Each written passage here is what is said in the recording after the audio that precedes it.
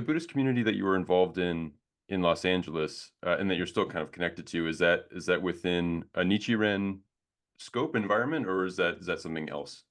No, it's Soka Gakkai Nichiren Buddhism. So yeah, it's a Nichiren Buddhist lineage. Oh, nice. Oh, that's Hmm. great.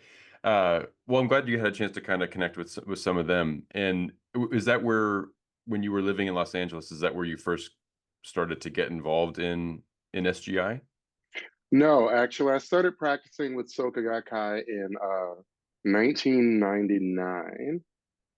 And that at that time I was in New Orleans, Louisiana, which is where I'm from. Yeah. So I started practicing with Soka Gakkai in New Orleans. Oh, wow. Okay. Yeah. How uh how did you get involved with that? Was there like a an outreach sort of situation, or did you kind of stumble upon it?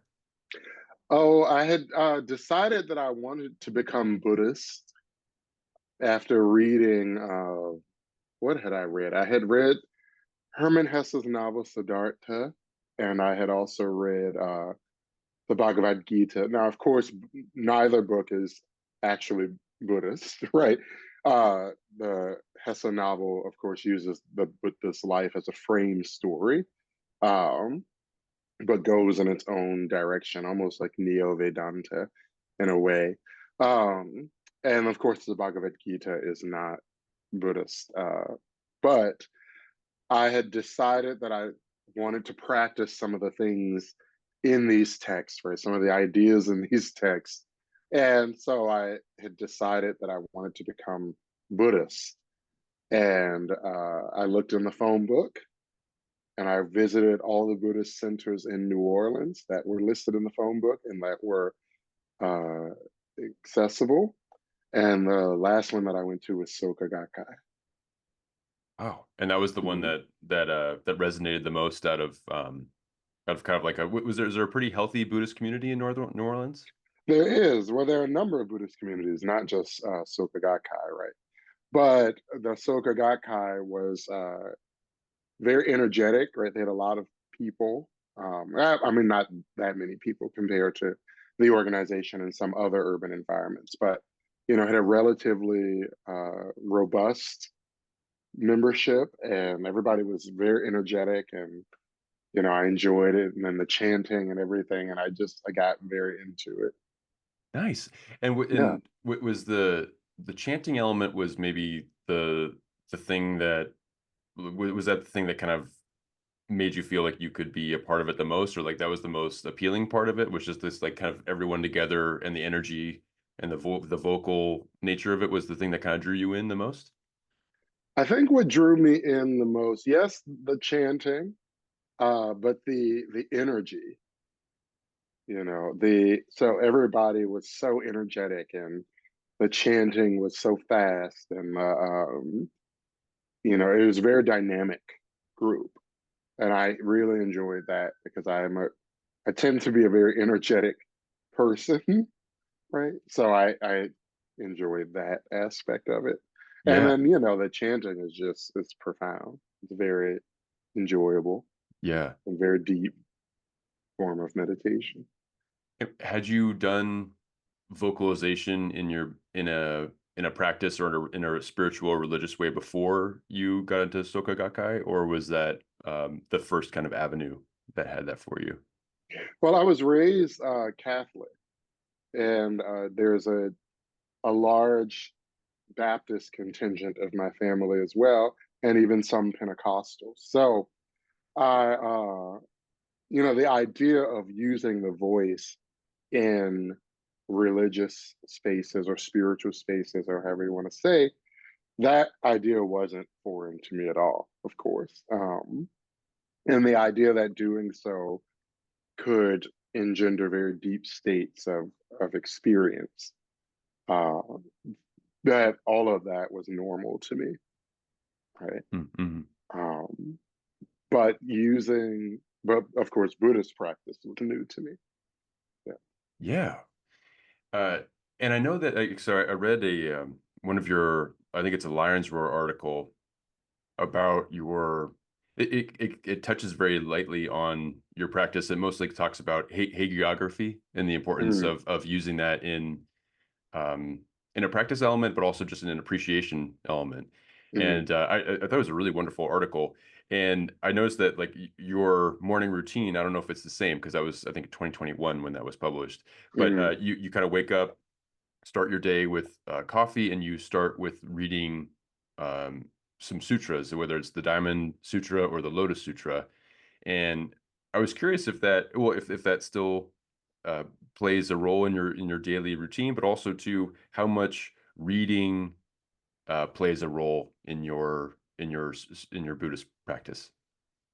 yes. So that article, which I really enjoyed writing, it reading text every morning is still a big part of my practice. Is but now I'm more or less read for whatever I'm working on in my work, or if I'm translating something for my work. So usually now reading consists of when we're talking about primary sources, of course.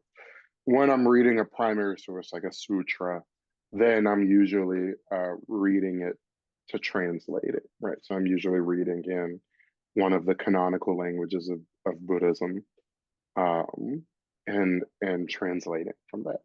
So that I do that almost every morning. Yeah, basically every morning. And then of course my chanting practice, that's separate. Yeah. So it is it the is the translating or like that reading in a primary source sense, is that kind of a as you go about your morning kind of activity, or is that I am now mentally sitting at a desk and doing work kind of mentality that's kind of in the approach, or is it kind of blended now, where work and practice are kind of this one and the same? Yeah, I would say that. I would say work and practice are kind of blended. But I am is work, right? So I'm sitting and I sit with my coffee at my either at my desk or at my table in the living room. And it's very quiet, of course. And I listen to the morning.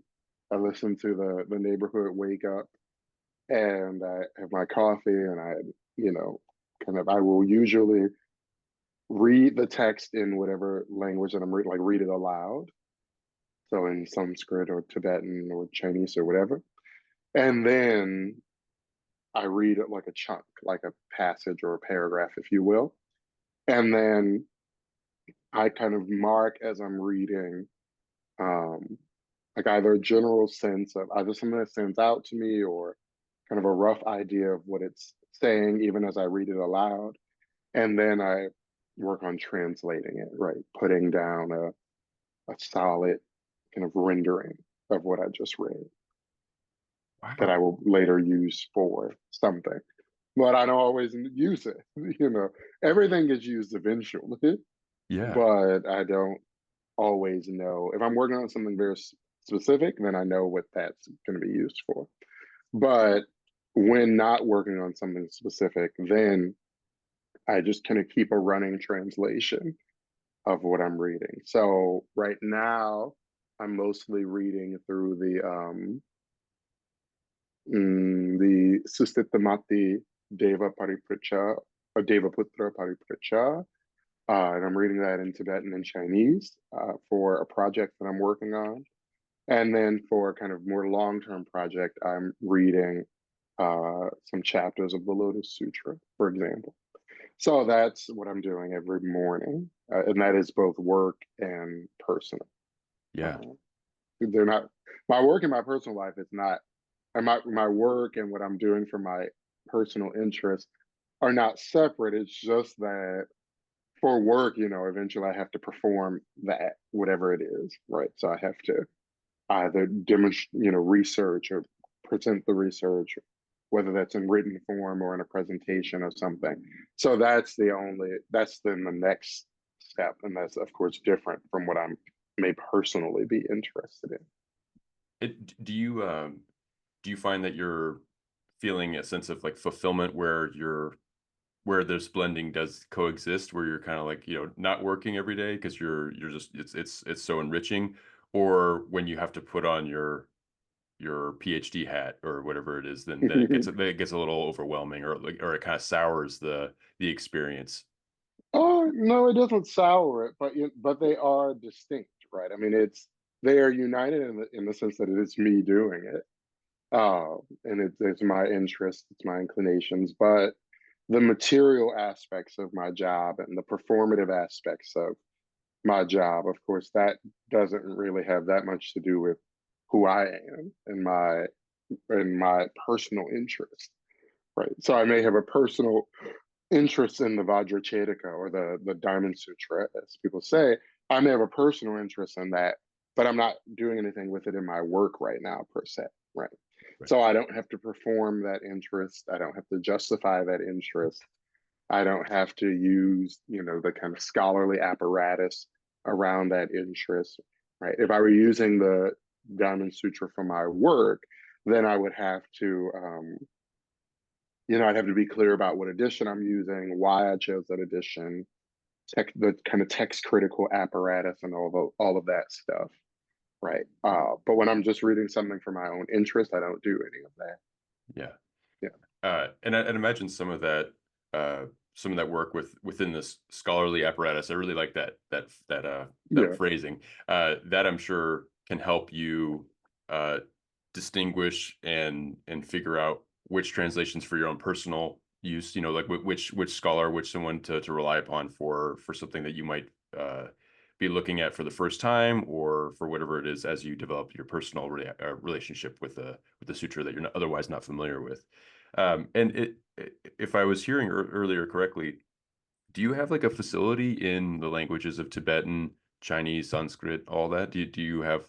Wow, that's I do. amazing. Hmm. That's, Yeah. that's, how did you go about? I mean, do languages kind of come easy to you, or is it just like, well, I'm interested in Buddhism, so this is what I have to do to get really deep into the scholarly and practice approach to it? I was always interested. Well, like let's say there's the personal and the scholar. The Right. personal one, I would say, well, I have always been interested in, for example, Sanskrit. But as a scholar who uses a primarily historical method and lens to look at things, well, nothing has always been the case, right? So, once I started to get into Buddhism and yoga and kind of traditions coming out of India and especially South India, I got interested in Sanskrit at that time. And then when I started going to India and being in this kind of yoga practice community, I learned recitation, right? Different Sanskrit chants and, things like that. And then from there, I started to learn the grammar of the language, the structure, all of that stuff.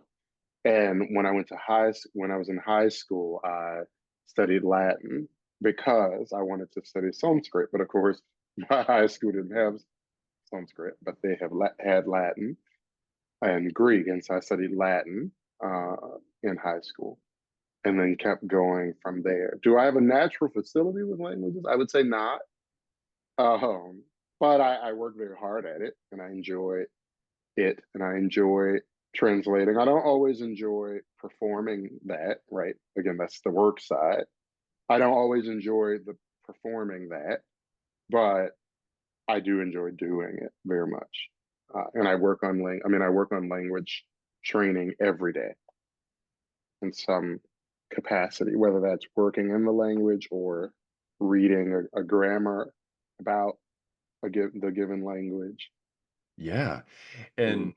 And they're all pretty distinct. I mean, I feel like I don't know a whole lot about any of those three, Chinese, Tibetan, or Sanskrit, but they very much have their own ways of grammatically being organized, and just the wording and the writing and everything is very different. Um, how did you feel about, like, was there something in particular that brought you into Tibetan language? Because I know that Sanskrit had that yogic basis that you were kind of pursuing. What drew you into the Tibetan language? So it's interesting that you say they're very distinct languages, right? Because they are, but in Buddhist studies, as a field, you often need to work across languages, right? Because especially like I work on, what you might say early and middle period, but more middle period, so to speak, Mahayana sutras. Well, many of those sutras have their our earliest evidence of them are in their Chinese translation. Right. So often the Sanskrit that we have can many times in the Sanskrit manuscripts can often be much later in some cases than the Chinese witnesses that we have. And then the Tibetan translations would occupy maybe a middle point in that transmission, just because of the history of like the way Buddhism and Buddhist sutras have moved across the world, across Asia and whatnot, right? So because of that, you often many scholars who work on, for example, Mahayana literature will usually work across languages, um, and so they are distinct. But you're looking at, you're really looking at like Buddhist classical Chinese, right? So the way classical Chinese is used in Buddhist texts for translations and conveying, right, Buddhist material. With Tibetan or classical Tibetan, it's a similar thing. You're looking at the language as it's used to translate Sanskrit or some kind of Prakrit language or, something like that. So they are different languages, but in the text, they're related, right? In the text, because you're looking at the material in languages that have been translated. Um, but you're correct in that they are very different languages. And so those differences cause, you have to pay attention when you're translating, right? You have to pay close attention. So you often have to look at, for example, the Tibetan as translation, right? As a translation of Sanskrit material or whatever the root language was. And you have to look at it as Tibetan. Right? Same with classical Chinese, Buddhist classical Chinese. You have to look at it as it's translated, it's translated from whatever it was in origin prior to that, and as its own phenomena, as its own language. Right. Yeah, because it has its own meaning. Like there's like a root meaning. I'm just making this up, but like it has like in its classical Chinese context, that has a meaning to it. Whereas if in a sutra in a Tibetan context has its own meaning as a Tibetan sutra, and it's in that context. Uh, Yes, in a sense, or it would be like the word dharma, which is of course very multivalent, very polyvalent, right? It has so many meanings and all of this stuff. And kind of one standard Chinese word for it would be fa. But like dharma, fa has its own kind of range of meanings, right? In its own, in the context of other genres of classical Chinese literature, for example. So it's a choice on the part of the translators, right? Those who translated the text, say from Sanskrit into Chinese, right? They chose Fa, the character Fa. They chose that character for the Sanskrit word Dharma. So you have to think about and do research to understand what that character would have meant in other contexts and kind of contexts that may be more familiar to the translator and why they would have chosen that word as opposed to another word to represent Dharma or to translate Dharma. And you have to think about the word Dharma and its range of meanings. Right. which is like you were saying, has so many different varieties of interpretation. Mm, And well, I feel like that being one of the three refuges just in Buddhism overall, Hmm. with your very uh, with your level of appreciation for how one of those refuges can be just understood in so many different ways. I mean, that does that open you up to a lot of interpretation, or does it kind of deepen things for you? Does it like how does having such a deeper and wider appreciation for something, just even in the word itself, like Dharma, how does that impact your approach to understanding the texts and the sutras that you engage with? That's a good question. The first thing is, and this comes out of practice as well, right? Out of my religious practice, the art of, on one level, the art of practice is the art of constantly looking again, right? Being curious enough to keep looking at the same, what appears to be the same phenomena over and over and over again, right? And so when it comes to then like translating or even writing an article, doing research, or whatever it is, you always have to look at the material again, and you come to an understanding, and you do something with that understanding, right? You teach it, or you give a presentation, or you write it in a journal or a book or whatever. And then you have to go back to, then others read it, other scholars read it, right? Or your friends read it, or the scholarly community reads it, and they have questions about it, and they have challenges to it, right? And they have other perspectives on it.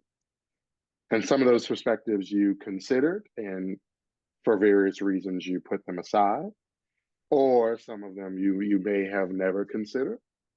And so you have to look again, you have to go back to the drawing board, go back to the thing in question, and look at it again. And you do this in chanting, you do this in breathing, if you're following your breath, or if you're visualizing something, you do it in writing, right? You do it in dialogue, right? You do it in conversation with friends, right? Always looking again, always returning to the thing and looking at it again. So I think having that appreciation helps a lot. Yeah. And sometimes you don't want to. Sometimes you're tired of, sometimes you say, I don't want to look at this anymore. And this is what I'm putting out there. This is what I'm doing. Yeah. Uh, and then maybe years later you come back to it. Um, or you don't, you know. But also you can look again at that resistance as well. Or you can say, oh, I don't want to look at it again. Well, why don't I want to look at it again? Because I've considered all, I think that I've considered all relevant perspectives on it, and this is where I've arrived. As if it have you? Yes. Really? Yes. Or no? Okay, so Yeah. maybe you do need to look at it again. Right. So it's a constant process. It's never finished. Yeah. Um, but it can be finished enough to do something with it. Right. Yeah. At some point, there is a deadline, or at some point there's an Mm-hmm. expectation of publishing. And Yes. I remember in my early days of because I did before my master's, I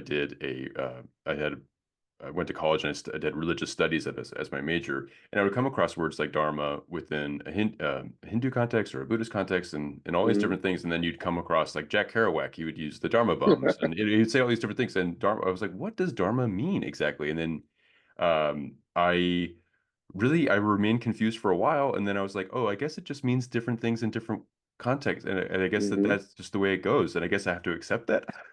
Yeah. Right.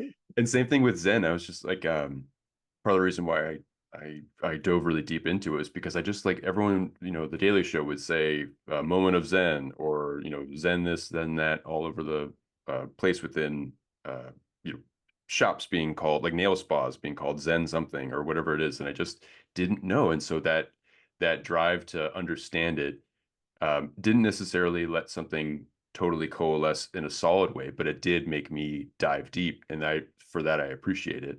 Right. Um, And then I really that was such a I really appreciated how you phrased it, where it was like practice is the art of looking again, Mm, uh and how you brought up chanting as a part of that, because yeah, you'll chant something today, and then the next day you wake up and you haven't chanted that chant yet, and you might get mm. something out of that experience of vocalization in that moment. And I was curious about your that that sort of talking about Dharma, teaching Dharma, because with your studies, because I know that you spent time for your dissertation researching. I'm forgetting exactly how it's phrased, but it's like about how uh, the people in sutras, or people that would go along traveling lecturing within Dharma, right? The Dharma teachers that would go and they would speak, and how that might tie into this looking again, because they would always have to go up into a new, within an oral tradition, they would go into groups of people, say their teachings. Did you find some of this resonating in your studies? Oh, very much so. I mean, my dissertation was a study of Dharma which I would translate as Dharma preachers. You could say Dharma reciters, Dharma speakers, right? And each translation is a choice, right? And I choose preacher, and I spend a significant amount of time in the dissertation of arguing for why I think preacher is the way to go for my project.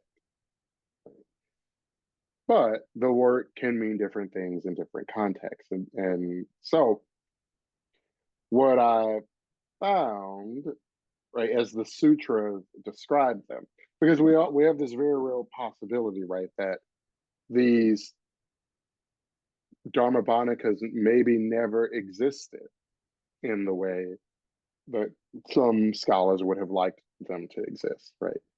We don't know. I mean, I would say they did. I would say that we have some ways of arguing for the fact that they did exist, but that's to me that's not very interesting anyway. And there are scholars who are trying to figure that out, and more power to them. I think that's a very boring project, but I I wish them all the success in that. And if they come to something interesting, I will use whatever they come to. But for my project, I was interested in how the text or how some sutras was describing these figures and what they were saying, and if a picture of these figures emerge, and what are some of the kind of common themes and practices that come out of these depictions of these figures, right? Um, that quality of looking again at the Dharma, looking again at the material, looking again at their audiences. Right? I mean, this is a feature of any good preacher, any good teacher, right? This is sound pedagogy. You have your kind of you have your set round of teachings, right? And that might be predetermined.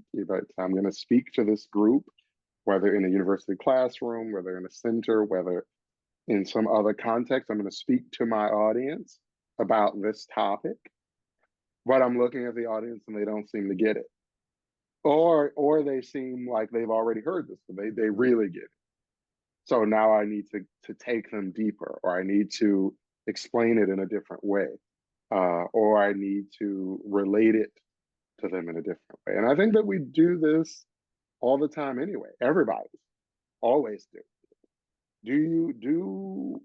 Do we mean when we're talking to somebody that we are in relationship with, be it another colleague or a significant other or family member, do we mean the same thing by relating to each other?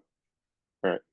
I think evidence shows that we often don't mean the same things. Right. Hence some of the problems that we have. So you're called to look again. Uh, I think having the ability to do that, having the curiosity to do that, I think serves us well, serves most people well most of the time. Yeah.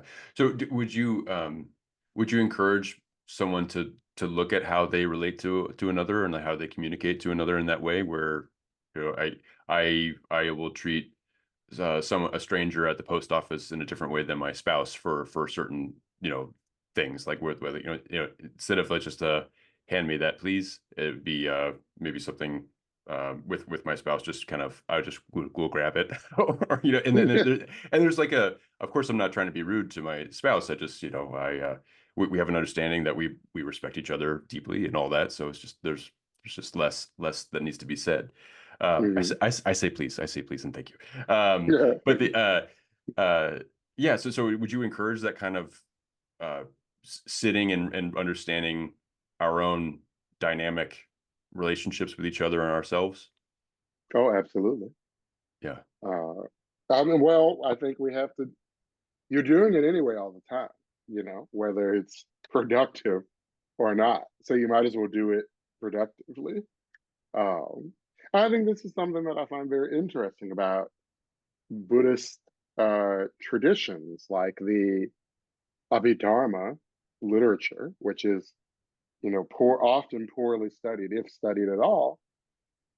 But it's too bad because this attempt to chart experience, you know, towards towards a specific project, but at root, this attempt to understand the discourses of the Buddha and the kind of experiences that people have, both in practice and beyond, right? And what emerges out of that is, for example, the idea that samadhi, right, at one level, you might say just concentration, right? According to Abhidharmic list, samadhi is a natural capacity that beings have. You can develop that tool, you can hone that capacity, but at root, I mean, it's a we all have the ability to concentrate on something. Whether that's scrolling through our phone, kind of doing that, watching a show, uh, talking to somebody, we all have these moments of concentrated attention. Practice often, or some practices, asks the person to develop that capacity, right? It's not giving them a capacity that they don't already have, it's developing a capacity that already exists. In the same way that anger, exists in a person. Uh, it doesn't, something doesn't give you anger, something can make you angry, but it doesn't give you the capacity to be angry. You already have that capacity, right? If you didn't have that capacity, something couldn't make you angry. What would it be making? Right. Yeah. So I find this very, very interesting. I think it operating with this knowledge means that we can always ask questions of our of any datum of our experience, right? Again, the incoming breath, a piece of information that we any piece of information that we encounter, we can ask questions of it and ourselves. I think that that's a very valuable thing to do. Yeah. And uh and then yeah, there might be some times where you have to I mean you don't have to, but just like how that looking deeper and deeper into the different multivariant ways that Dharma can exist. It's like at a certain point you do have to eat that apple. You just can't like just hold it and look at it and like Right, consider it all the time. At a right. certain point, you have to feed that hunger that you have. Yeah, Yeah. I think that's a wonderful. Is that something that as get into a car, or as you engage with strangers or something like that? Is that something that you try to keep in mind, like that kind of that openness to that question of relating, of that question of moment to moment difference, and who am I in this situation, and like how does this all interact? Is that something that you kind of have a have a specific kind of approach to, or is it something that most of the time you dedicate that kind of energy to your morning routine? Mostly to my morning and evening practice. So I chant twice a day, every day. Mm, mm, So in the morning and in the evening. One thing that one of my main teachers once said, uh, one of my main yoga teachers once said that I live by, is he said, don't try, we had just finished practice, just finished practicing and a kind of intense session. And afterwards, he said to the people present, myself included, don't try to remember any of these things. If you practice, they will remember you. These things will remember you. These teachings will remember you. So I don't think one needs to walk down the street. In my experience, I only know my experience and what I see in my experiences with other people. There are times, say retreats or like specific instances where you do that, right? You kind of very consciously interact with the world around you, other people, other things, nature, whatever the case may be. But on a day to day, you train that interaction and practice, right? Many Buddhist practices fall under the heading of bhavana, which means to cultivate or cultivation, right? From the root bu, to be, to become, right? So you cultivate this in specific instances, like in your practice or something like that. And then as you move about the world, that cultivation, right, it changes you, it seeps through, and you don't always have to consciously be doing it, right? yeah. As a For myself, as a Buddhist, or as a scholar, or as a right, I am all of these things all the time, right? I am not performing all of these things all the time, but I am, right? I'm not only Buddhist in the morning and evening when I'm Buddhist all day. I'm not only a scholar when I am uh, translating or doing research, right? That's always there. So anything I look at, for example, anything I encounter can become the point of focus for what I'm working on, and it can become the point of focus for my practice. And it seems like doing that. I really appreciate that the phrasing of that, where the practice will come to you. Is that Mhm. how you phrased it? If Or you, yeah, if you practice, but you don't try to remember those teachings and those things. If you practice, they will remember you. they will remember you. Yeah. Wow. Uh, I really that is a it's a really awesome way of interpreting it. Also, yeah, like to let it come to you. Uh, feels very true because I've done like some yoga. I've more or less fallen off of like more like class based yoga recently, but I still do a little bit of it just at home. But when I used to do more of classes more regularly, you just find yourself. I used to live in New York, just standing on the subway platform with a better posture, and then Yeah, just all of a sudden you just have a better posture, and like that, yeah. I didn't ask to do that. I just have that. My alignment is just such, and that's because the dividends I'm getting from all that effort are showing up. Yeah, Hmm. that's really great thing to remember. And yeah, I meant to mention. So I've seen some. I've I've done some research on you in preparation for our conversation, and I've seen some videos of you doing yoga, and you are amazing at it. It is truly it is unbelievable what you're able to do. I've seen some Thank videos you. from a while ago, and I don't know if you still kind of pursue it in that way or if you have that kind of time, but you were able to do some you know handstands and doing some really impressive feats. But I was curious, like, is that something that you have been continuing to develop, or is that something that always kind of is a part of your life, but right now you're focusing more on scholarship in a certain way? Is it still like a major part of your life? That's a very good question. So the form of yoga that I practice primarily, or the two forms of yoga that I practice primarily, are Ashtanga yoga, sometimes called Ashtanga vinyasa yoga, to differentiate it from the kind of more general Ashtanga system of Patanjali.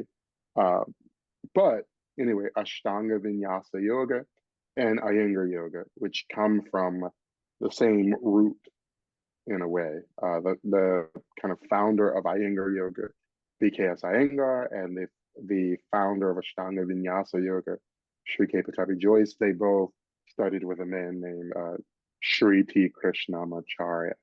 So uh, these the Ashtanga Yoga practice, the physical practice is in sequences, right? There are 6 sequences of asanas, and then there's a sequence of breath control practices, pranayama, right? Um, I used to do the Ashtanga sequences very strictly and every day. Now, when I started my PhD, and this has continued to now, that changed because it takes a tremendous amount of time and energy. Um, and so I don't do the sequences that intensely anymore, but I still practice them. I still maintain my practice. Yeah.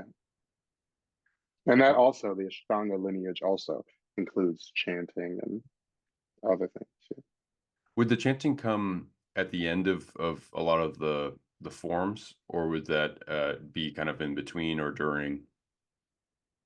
Oh, you chant, you recite before practice, uh, a chant that goes, Vande Guru Nam Charanara Vinde Sandarashita Swatma Sukhavabhote Nishreyase Jangalikaya Mane Samsara Hala Hala Moha Shantyai Abahu Purushakaram Shankachakrasi Darinam Sahasra Shirasam Shwetam Pranamami Patanjalim. You chant that before practice, and then there's another chant after practice. And then before you do pranayama, there are some other chants and recitations to do. Many Wow. of them, many of them taken from the Vedas or the Upanishads.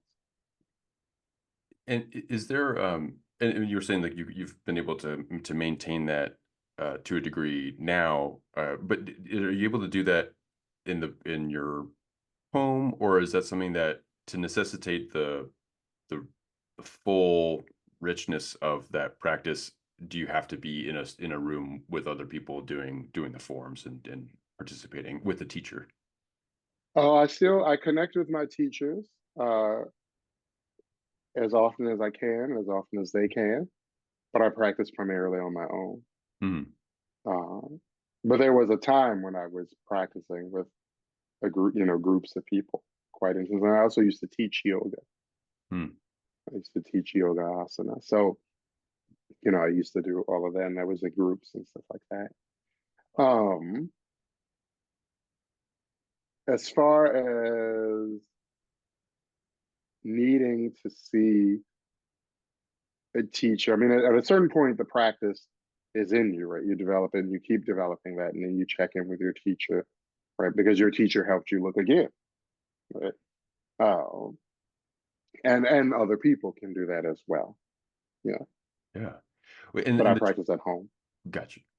And the check-ins are um is that something where you check in and say like, well, I'm noticing some sort of like block here, or I'm having an issue approaching the daily regimen now, like how do I address this, or is there something that you discuss that's more in a philosophic category with them? Both, but usually the latter. Because if you practice under the eye of your teacher, right? For example, like doing yoga asana practice under the eye of your teacher, they can see where you are struggling. Um, and in the same way that a dance teacher or any kind of movement specialist, right, you can describe like the trouble you're having, and that can be necessary. But they can also watch you move and see something, right? Mhm. On the philosophical level, it's less about saying like, oh, I'm stuck on this concept or something like that. it's more of like, I've been playing with this idea. What do you think about this? Oh, you mentioned last time we talked this idea, this teaching. And I've been kind of thinking through that, experimenting with that, and or I've been looking into some text on it, and I think this often with in my experience with my teachers, you listen to them talk and you catch the references, right? Because they may not say the text name, or depending on the group they're speaking to, they may not use the Sanskrit term or something like that. But if you listen closely, you say, I know that idea. Like, oh, it sounds like you're talking about Dharma, or it sounds like you're talking about the way you're talking about Dharma sounds like this text, something I've come across before. So let me go investigate.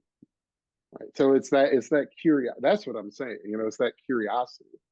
And even as a professor, like when I'm teaching students in a class, like a university class or college class, it's like that's what you're trying to do. You're trying to get them to look at something again and again and again, not knowing exactly where that will lead, but knowing it will lead somewhere.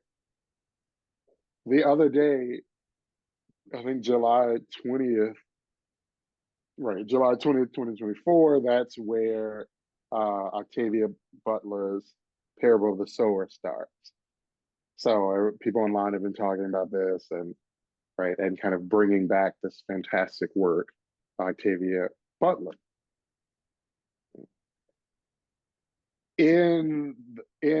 Her verses, that kind of just goes in her earth seed verses, where she says, everything oh, now I don't want to misquote uh earth seed, but something like, everything you touch changes you, and you change everything, to something like that. But the point of that is that's just true. It is true that everything that you encounter becomes a part of the patchwork quilt that is you. So when you're asking a student to look again, and when you're looking again in your own practice or in your research, you don't necessarily know what the end result of that will be, but something will happen at some point. you know Now that can be a hard sell to people.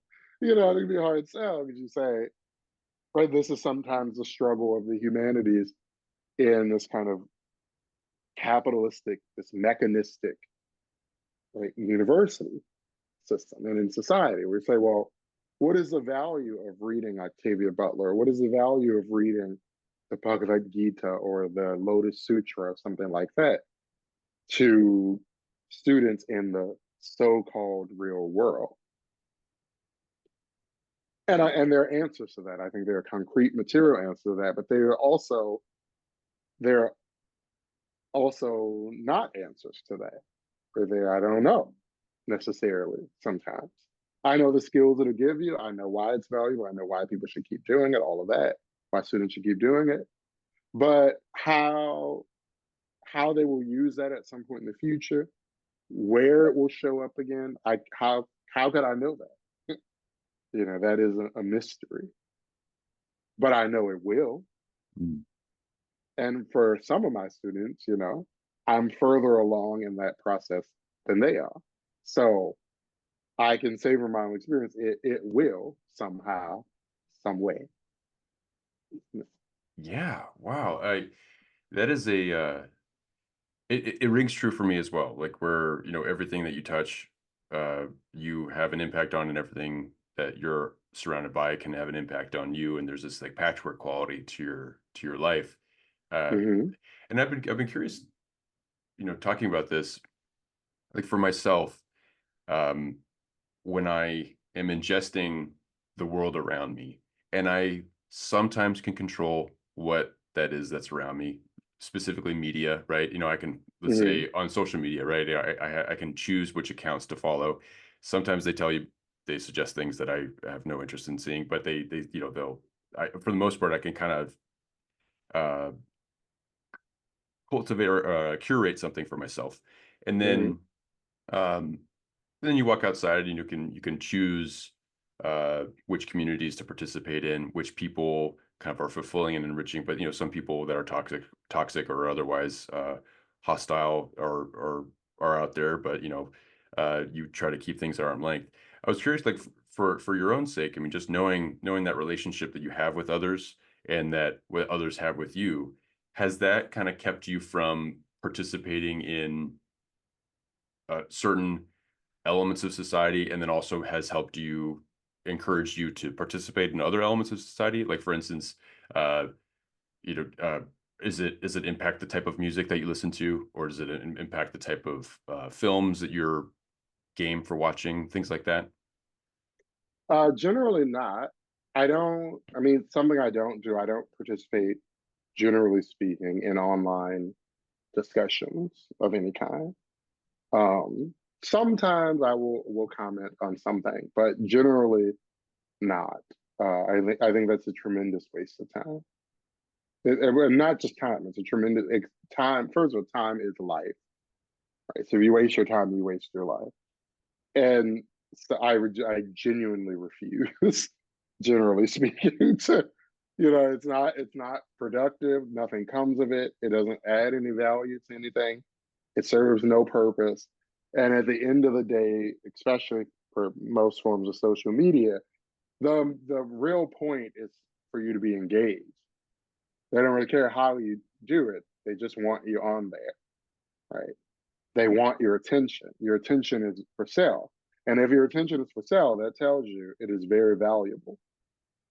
And so you can become curious. Right.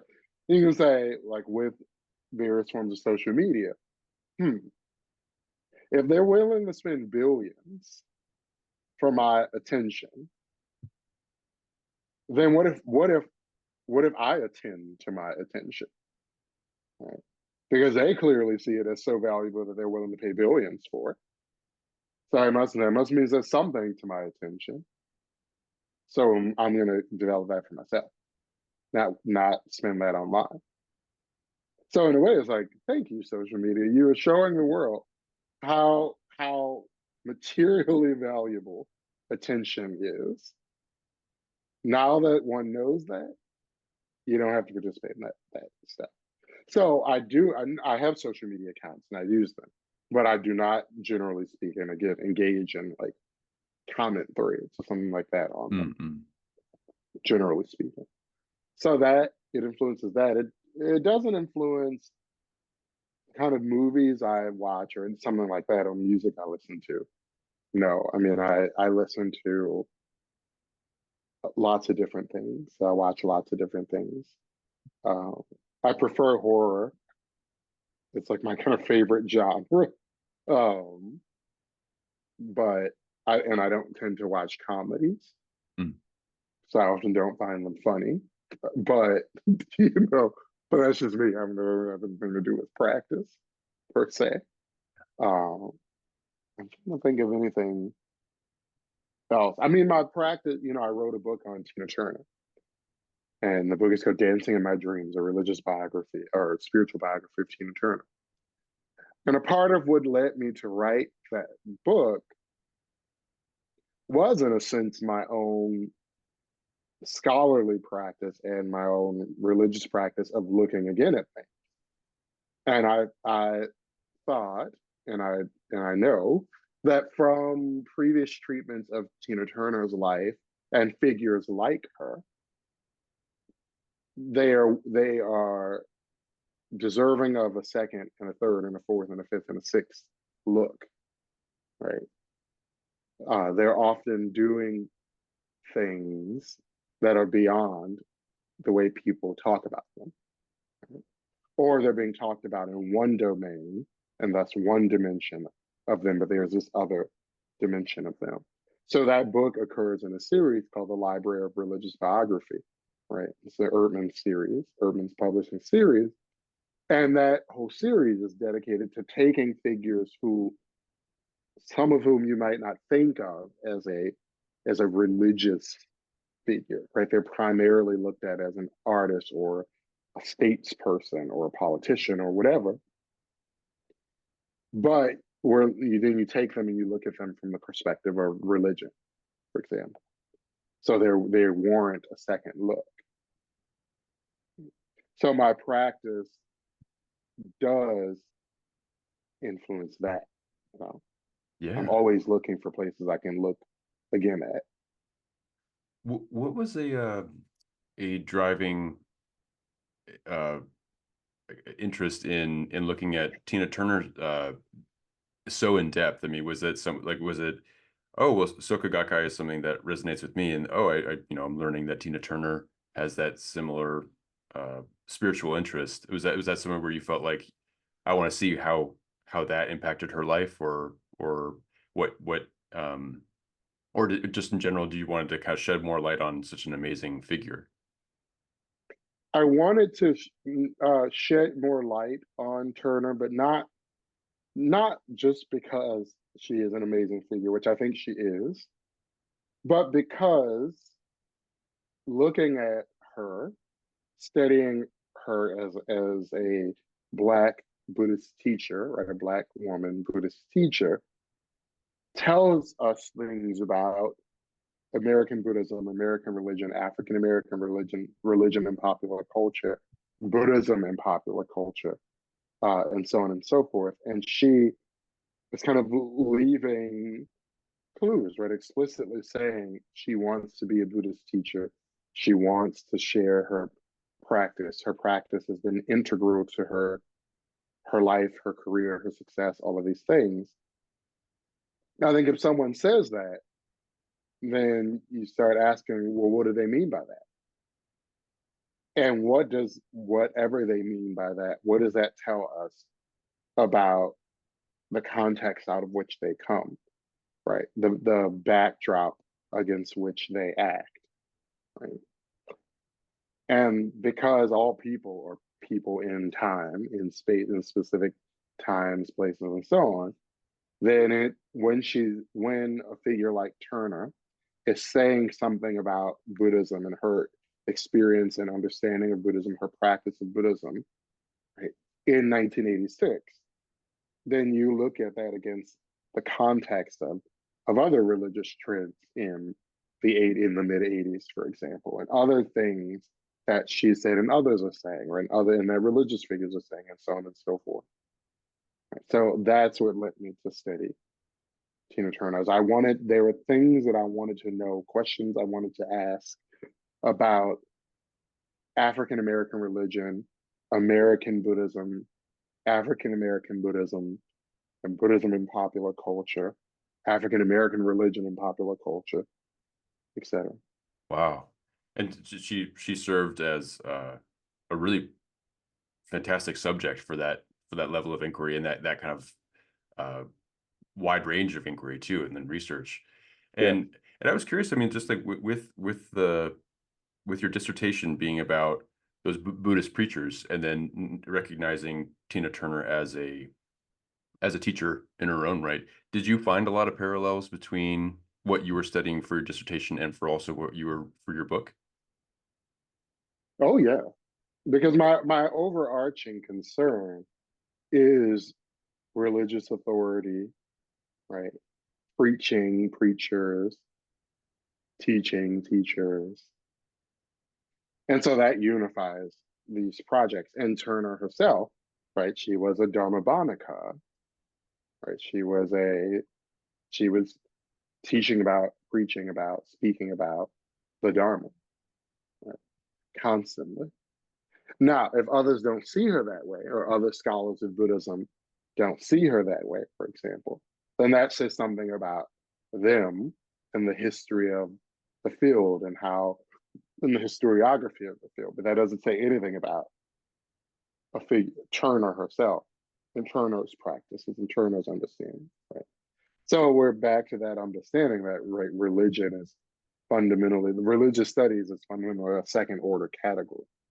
You know, it doesn't necessarily have the questions that you ask of a subject, right? Be that a text or a person or a piece of art or whatever. That So that always says more about you and the questions you're asking or the field you're coming from, right? Your vantage point, than that necessarily says about the thing you're looking at, right? Which is why, again, you always have to look again. Wow. Yeah, I mean, I feel like I could see, like, to your point, like I could see some people maybe not out of disrespect outright, but just don't would not include her as that type of a figure, or would overlook details like that in to maintain their own uh, scholarly agenda, or their own scholarly just vantage, as you were saying.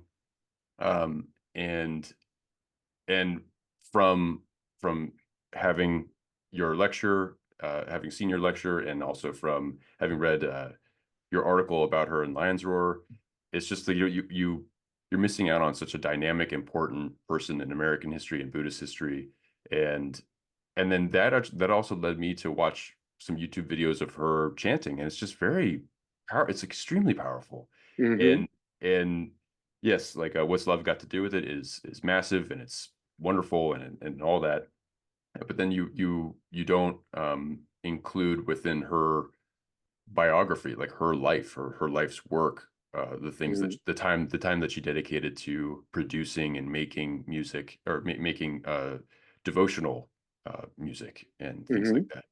And well, and I'm curious too, like, I mean, having gone this in depth with her, like, are there teachings that you get from her, and seeing her as a teacher, are there things that you get from her that have impacted your practice, just when you don't necessarily look at her as a scholarly subject, but more so as just someone that is communicating the Dharma? Yes. Well, I mean, one thing that I take from Tina Turner is, so earlier I mentioned samadhi, and I said it basically concentration, and that this is a natural quality that can be developed, right? It's a tool that can be developed, capacity that can be developed. But you can also think of samadhi in a way as bringing it all together, in a sense, like where you put all of your attention. So when I mentioned Ashtanga yoga, right? Ashta means eight, uh, anga means limb. So Ashtanga yoga, the yoga that is concerned with or comprised of eight limbs. And these limbs, as formulated in the Yoga Sutra of Patanjali, Yoga Sutra of Patanjali, right there, these limbs are yama, niyama, asana, pranayama, pratyahara, dharana, dhyana, samadhi. And in that text, Patanjali says that the final three limbs, dharana, dhyana, samadhi, together is sanyamaha. Right? It together, they kind of form one collection practices in a way. So you kind of dharana to focus on something, dhyana to become absorbed in that focus, and samadhi, you might say, to become like super absorbed into it in a way, you know, super concentrated on it. And you bring, in my experience, this happens by bringing your full attention to something, right? By chanting with your full attention. In the same way that by doing, when you're working and when you're speaking, whatever you're doing with your full attention. This is quite profound, especially for many people who don't ever get this experience of, especially in with the phones and all this stuff today. Which is not to say, not to say that not to speak as a person who's like stuck in the 50s before phones or something. But it is to say that that these things have an effect, right? What you touch, you change. What change changes you. Right? Again, back to this Octavia Butler thing. So to have the experience of putting your full attention somewhere, all of all of your thoughts, all of your feelings, your physical presence, right? Everything in one place. That's a very profound experience. And what I've learned from Tina Turner's life story from interviewing people who worked with her, from her family members, people who knew her own, and the kind of trail of her own writings and things like that. She was a person who put her full attention to what she was doing. Right. When she was chanting, her full attention there. When she was performing, her full attention there. When she was interacting with her fans, and so on and so forth. That's not to put her on a pedestal. That's to say that she developed this, from my reading of her, she developed this capacity, right, to fully attend to things, to fully attend to whatever she turned her attention towards. That's a very valuable skill. And so as from a practice standpoint, I feel like I've learned that from her. Wow. Yeah, I mean, there is to fill a stadium or an arena with your energy, you have to have a connection with all of things you've got, you know. And I remember reading, I think it was in your article or just in reading about her, but she would ask that her band, her backup band, everyone that's a part of her stage personnel would be on time and to not go about drinking or not go about like doing anything else. Like they had to be devoted to the project of being on tour. And she demanded Yeah, that of other people. That would help her support her be fully engaged and to fill the room with her energy. right. Uh, and it feels like, you know, when in your daily practice you have you know, I know mornings are hard, you know, you have to kind of wake up your mind, but you are you have that kind of personal and scholarly interests that are in this collaborative space when you are doing your morning translations and your chanting. When your chanting is separate than the translations, but uh, you have to have a lot of uh, facilities working at once, where you have your background in Buddhism during your translations, you have to have your background in languages and um, and discipline and all sorts of things you have to be prepared for. And coffee helps, I'm Mhm. sure. Yeah. But yeah, well, that's an amazing lesson to have. And you know, as we start wrapping up our conversation, and it really has been awesome. So thank you so much for speaking with me. I do have two questions. Both of them are relatively small. One has it's relatively tangential, but what horror movie is topping the charts for you right now? Like what's the best horror movie that you've seen recently? Well, it's not a new one, but one horror film that I return to constantly is Sinister. Oh, It's one of the few that actually stays with me, uh, and I enjoy that. nice. Okay. Yeah, What do you know? Do you remember when that came out or what that movie was? I don't. I the mid 2000s maybe. Okay, gotcha. Was it that? Yeah. Because we're in kind of a horror golden age right now, it seems like. I mean, I'm a total scaredy pants. Like I read the Wikipedia of the plots, you know, so because I'm just Oh like I can't take it on right now. yeah. But Midsommar, Pearl, like there's just so many fantastic films. I think A24 is really hitting a stride with that kind of stuff. So yeah, Mm. I'm glad that you have that interest, because it just seems like it's in a really good spot media wise. And then my last question was, if there's anything that you would like to promote, and I'll just say for just to have it out there, Dancing in My Dreams, a spiritual biography of Tina Turner is Hmm. out. But if is there anything that you'd want to promote, get some eyes on, whether it's something that you're working on, have worked on, a foundation, a cause, or even it can just be uh, advice for anyone that's about to be on their Buddhist path or otherwise on it already. Is there anything that you'd want to share? And a volume that just came out earlier this summer in May called The Oxford Handbook of American Buddhism. And that's edited by Anne Gleick and Scott Mitchell, two fantastic scholars. I have a chapter in that volume on Nichiren Buddhism in America. There are many other uh, great, insightful chapters therein. I would alert people to that volume who want to understand, right, this phenomena of American Buddhism, Buddhism in America, whatever, however one wants to phrase it. Um, I think there's some really exciting work happening in there.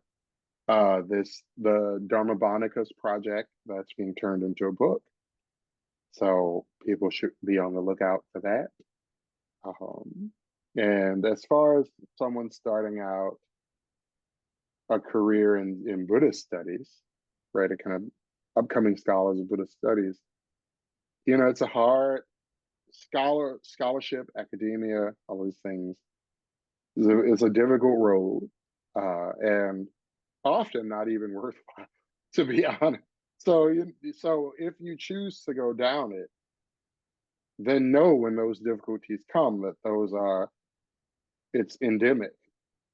This is not necessarily that you're doing anything wrong, right? That's the road, difficulties. I heard it in an expression once. I don't remember where it came from, but it's an enlightenment, and I prefer the term awakening, but enlightenment is a path best never begun, but once begun, better finished.